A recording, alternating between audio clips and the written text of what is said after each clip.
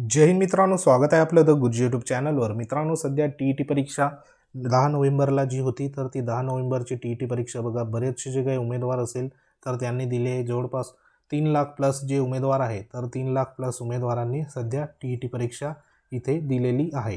तर त्याच्यामध्ये बघा, बरेचसे उमेदवारांना जे काही संभाव्य आन्सर की होती, वेगवेगळ्या यूट्यूब चॅनलवर किंवा वेगवेगळ्या जे काही सोशल मीडियावर तुम्ही संभाव्य आन्सर की सध्या बघा चेक केलेली आहे। तर ती आपल्या यूट्यूब चॅनलवर देखील सध्या संभाव्य जी आन्सर की आहे, तर ती आपण प्रश्नपत्रिका सध्या सोडवली होती। तर त्याच्यामध्ये जो काही तुमचा स्कोर आला असेल, तर तो एक प्रकारे ह्या ठिकाणी बघा संभाव्य आहे, म्हणजे त्याच्यामध्ये कमी जास्त आपल्याला मार्क हे मिळू शकतात। तर ह्याच्यामध्ये आता बरेच उमेदवारांना जे काही आता समजा कास्ट उमेदवार असेल, कास्टचे उमेदवार, तर काही उमेदवारांना 81 मार्क मिळाले आहे, काही उमेदवारांना 82 मार्क मिळाले आहे, बरोबर।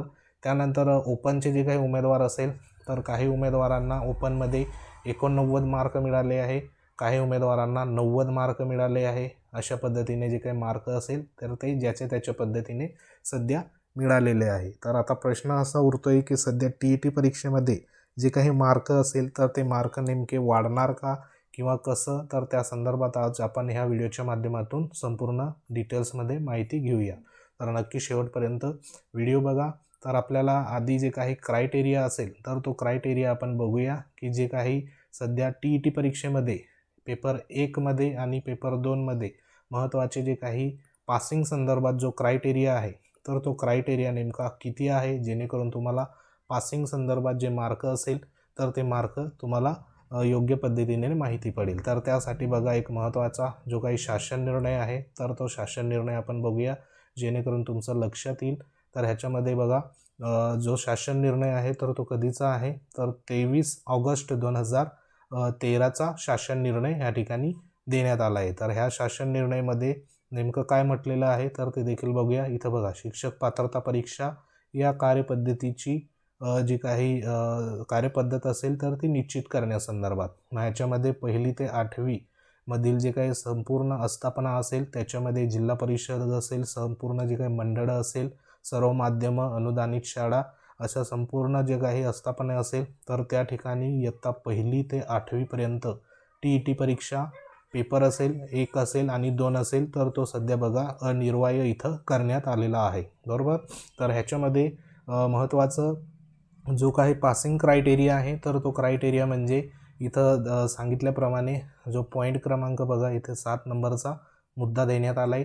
तर पासिंग या परीक्षेमध्ये किमान 60% गुण, म्हणजे 60% गुण प्राप्त करणाऱ्या उमेदवारांना या ठिकाणी बघा असणार आहे। मग जे काही 60% कोणाला लागणार आहे, तर जे ओपनमधून ज्यांनी ॲप्लिकेशन केलं असेल, जे ओपन सध्या प्रवर्गामध्ये मोडत असेल, तर अशा उमेदवारांना 150 पैकी, म्हणजे 150ची पेपर होता, बरोबर। तर त्या 150 मधून तुम्हाला 60% गुण असेल, तर ते सध्या पात्रतेसाठी लागणार आहे। आणि दुसरं जे आहे, त्याच्यामध्ये अनुसूचित जाती, अनुसूचित जमाती, भटक्या विमुक्त जाती किंवा जमाती, विशेष मागास प्रवर्ग, इतर मागास प्रवर्ग, अपंग इत्यादी उमेदवारांना 55%, म्हणजे जे काही मागासवर्गीय उमेदवार असेल कास्टमधले, तर त्यांना 55% जे काही मार्क असेल, तर ते पासिंगसाठी लागणार आहे, बरोबर। तर हे झालं ह्या जे काही महत्त्वाचा शासन निर्णय आहे 2013चा, तर त्याच्यामध्ये सध्या ही माहिती इन्क्लूड करण्यात आलेली आहे। तर ह्याच्यात आता महत्त्वाचं जर बघितलं आपण, आता बरेचसे जे काही उमेदवारांनी मार्क असेल, तर ते मार्क सध्या बघा चेक केलेले आहे। मग त्याच्यामध्ये काही जे पासिंग संदर्भात आता मार्क आपण संभाव्य जे असेल, तर ते संभाव्य सध्या चेक केलेलं आहे, बरोबर। मग त्याच्यामध्ये जे उमेदवार आहे, तर त्या उमेदवारांना कोणाला आता कास्टमध्ये जर असेल, एखादा एक्स उमेदवार सध्या बघा कास्टमध्ये असेल, तर तो कास्टमधल्या उमेदवाराला इथे 82 मार्क देखील मिळालेले बरेच उमेदवार आहे। आणि पासिंग जर आपण इथं क्रायटेरिया बघितला, तर तो आहे 55%, बरोबर। तर हे 55% कितीपैकी, तर 150 पैकी 55% सध्या त्याला मार्क पासिंग पाहिजे। आता जर इथे 150चे जर आपण 55% जर बघितले, तर किती मार्क होतात, तर इथे बघा 82.5, म्हणजे 82.5% एवढे जे काही मार्क असेल, म्हणजे एवढे मार्क तुम्हाला इथं पासिंगसाठी लागतात। आणि ओपन जो असेल, ओपनसाठी जे मार्क आहे तर ते मार्क म्हणजे इथे 60% सध्या बघा पासिंगसाठी लागतात. म्हणजे किती मार्क लागेल गुण जर बघितले तर 90 किंवा 90पेक्षा जास्त, म्हणजे 90 जरी राहिले ओपनला तरी तो पास असणार आहे, बरोबर. तर ह्याच्यामध्ये लक्षात असू द्या. आणि इथं कॅटेगरीसाठी 82.5 म्हणजे 55% असतात. तर अशा पद्धतीने क्रायटेरिया सध्या आहे. तर ह्याच्यामध्ये आता बरेचसे जे काही उमेदवार होते तर त्या उमेदवारांना आपण जे काही संभाव्य ॲन्सर की तुम्ही बघा चेक केलेली आहे. मग त्या संभाव्य ॲन्सर कीमध्ये पेपर 1मध्ये, बरोबर, पेपर 1 असेल तुमचा तर त्याच्यामध्ये तुम्ही संभाव्य ॲन्सर की चेक केली. त्याच्यामध्ये तुम्हाला सध्या बघा आता एखाद्याला 82 मार्क आहे, बरोबर, कास्टमधल्या उमेदवारांना. त्यानंतर पेपर 2 किंवा पेपर 1 ह्या दोघांमध्ये आपण इथं बघूया. आता ओपन असेल तर ओपनमध्ये इथे सध्या त्याला आहे 89 मार्क, बरोबर, हे ओपनसाठी. तर ओपनमध्ये 89, कास्टमध्ये 82 मार्क आता मिळालेले आहे. तर आता संभाव्य जी काही ॲन्सर की होती तर ती तुम्ही चेक केली, त्याच्यानुसार तुम्हाला अशा पद्धतीने मार्क इथे मिळालेले आहे. तर ह्याच्यामध्ये आता समजा जे काही प्रश्न असेल तर प्रश्नामध्ये आपल्याला जे रद्द होणार का अशा पद्धतीने एक सध्या प्रश्न आहे. रद्द झालेल्या प्रश्नाचं मार्क जे असेल तर ते मार्क सध्या आपल्याला मिळणार का, तर हा देखील प्रश्न सर्वांच्या मनामध्ये आहे. तर आता रद्द जो प्रश्न आहे तर तो रद्द प्रश्न कोणता होतो की ज्या प्रश्नामध्ये बघा ज्या काही चुका असेल, म्हणजे प्रश्न विचारताना जे चूक झालेली असेल तर अशा प्रश्न सध्या तिथं रद्द होतो, बरोबर. आणि ज्या प्रश्नामध्ये प्रश्न विचारलेला आहे त्या प्रश्नामध्ये 1, 2, 3, 4 असे जे ऑप्शन होते तर त्या प्रश्नाचं इथं आता क्वेश्चन आहे. ह्या प्रश्नाचं बघा उत्तर 1 पण आहे आणि 2 पण आहे, बरोबर.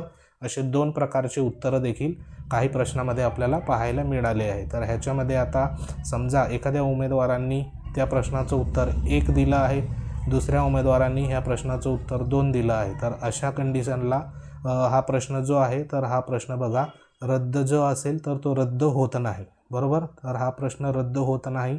तर हे जे गुण असेल तर ज्या उमेदवारांनी पहिलं जे उत्तर दिलं असेल तर ह्याला देखील मार्क मिळणार, 2 नंबरचं उत्तर दिलं असेल तर त्याला देखील इथं मार्क मिळणार. तर हे लक्षात घ्या. म्हणजे तुमचं इथं जरी ह्या ठिकाणी काठावरती मार्क असेल तर नक्कीच तुमची इथं मार्क अशा पद्धतीने जर तुमचं उत्तर ह्याच्यामध्ये जर आलं असेल 1 आणि 2 संदर्भात तर इथं तुमचे एक जे काही गुण असेल तर ते नक्की इथं वाढून जातील. म्हणजे इथं काळजी करायची तुमची गरज नाही, तुम्हाला नक्की बघा मार्क मिळतील. आणि आता राहिला प्रश्न जो काही प्रश्न रद्द संदर्भात, तर त्याच्यामध्ये बरेचसे जे काही आपण ॲन्सर की किंवा जो प्रश्नपत्रिका सध्या चेक केली होती संभाव्य उत्तरसाठी, तर त्याच्यामध्ये महत्त्वाचे जे काही प्रश्न होते तर त्या प्रश्नामध्ये बघा काही 1-2 जे प्रश्न असे पाहायला मिळाले आहे की त्याच्यामध्ये सध्या जे काही प्रश्न होते तर ते प्रश्नामध्ये सध्या जे काही प्रश्न असेल तर ते प्रश्न व्यवस्थित त्या ठिकाणी विचारले गेलेले नाही. मग त्याच्यामध्ये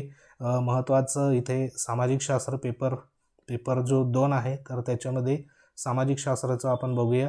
तर सामाजिक जे शास्त्र आहे तर त्याच्यामध्ये पेपरमध्ये एक ते 2 प्रश्न असे दिसले आहे की त्याच्या जे प्रश्नामध्ये सध्या त्या ठिकाणी त्रुटी आढळून आलेल्या आहे, बरोबर.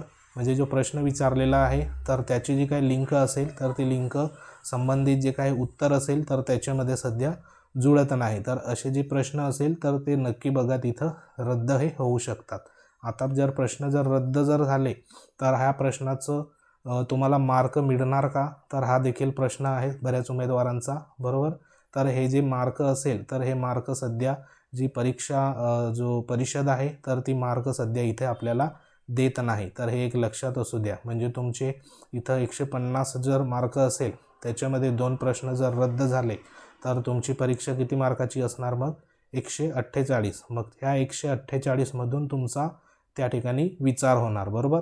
म्हणजे ह्या 148मधून तुमचा विचार होणार. मग इथं तुमचं 55% कास्टसाठी आणि ओपनसाठी 60% एवढे मार्क तुम्हाला इथे सध्या मिळवायला पडेल, बरोबर. तर ह्या ठिकाणी अशा पद्धतीने जे प्रश्न असेल तर ते प्रश्न रद्द होणार. म्हणजे ह्याच्यामध्ये आपल्याला जर सांगायचं म्हटलं तर ह्याच्यामध्ये फायदा देखील आहे आणि तोटा देखील आहे, बरोबर. तर अशा पद्धतीने ह्या दोघी गोष्टी आपल्याला इथं लक्षात येईल. आता फायदा कुठे आहे तर फायदा म्हणजे जे काही एका प्रश्नाचे ऑप्शनमध्ये 2-2 उत्तरं देण्यात आलेले आहे, म्हणजे पहिला पण असू शकतो, दुसरा पण असू शकतो. तर अशा ठिकाणी ज्या उमेदवारांनी उत्तरं दिले असेल तर त्यांचा इथे फायदा होणार आहे. आणि तोटा कोणाचा होणार, तर इथे जे प्रश्न सध्या रद्द होणार आणि त्या प्रश्नाचं इथं जर बघितलं आपण एकूण जी काही प्रश्न असेल तर त्याच्यामध्ये इथं घट होणार आणि टक्केवारीनुसार जे काही मार्क असेल तर ते मार्क तुम्हाला त्या ठिकाणी मिळायला पाहिजे. मग ह्याच्यामध्ये आता प्रश्न असा उरतो आहे की जे सध्या प्रश्न जर इथं रद्द जर झाला, बरोबर, प्रश्न जर रद्द झाला तर त्याच्यामध्ये आपल्याला माहिती आहे की 150 मार्कासाठी संपूर्ण पेपर सध्या विचारला गेला होता. मग 150 मार्कामध्ये जर आता 2 जर सध्या इथे प्रश्न जर रद्द झाले तर किती, 148 असणार. मग 148 मधून आपल्याला जर समजा पासिंगसाठी जो क्रायटेरिया असेल तर तो क्रायटेरिया आपल्या सगळ्यांना माहिती आहे 55% आणि 60%. तर ह्याच्यामध्ये आता प्रश्न सध्या विचारले गेले आहे 150. ह्याच्यामध्ये जर रद्द झाले 2 प्रश्न समजा रद्द झाले तर प्रश्न आता किती उरतात, 148. मग 148 मधून सध्या जो काही क्रायटेरिया असेल 55%चा आणि 60%चा, तर तो नेमका कशाचा बेसवर सध्या बघा घेतला जाणार, तर तो ह्या ठिकाणी 150 असेल तर त्या 150च्या बेसवर घेणार का 148च्या बेसवर घेणार हे 55%. तर ह्या संदर्भात देखील सध्या खुलासा नाही. तर इथं एक प्रकारे एक तोटा देखील होऊ शकतो आणि फायदा देखील होऊ शकतो. जर 148 प्रमाणे ह्या ठिकाणी टक्केवारी जर घेतली, बरोबर, तर फायदा किंवा तोटा देखील होऊ शकतो. 150 प्रमाणे घेतलं तरी फायदा किंवा तोटा होऊ शकतो. तर ह्या संदर्भात अजून देखील सध्या क्लिअरिफिकेशन नाही, बरोबर. तर हे एक लक्षात घ्या. म्हणजे जेव्हा अंतिम उत्तर तालिका येईल तेव्हाच आपल्याला सध्या जो काही स्कोर असेल तुमचा तर तो स्कोर सध्या कळणार आहे. तर सध्या तरी अशाच पद्धतीने जे असणार आहे, म्हणजे जे काही रद्द झालेले प्रश्न असेल तर ते रद्द झालेल्या प्रश्नाचे तुम्हाला कोणत्याही प्रकारचे जे काही मार्क असेल तर ते सध्या बघा इथे मिळणार नाही. तर हे एक लक्षात असू द्या.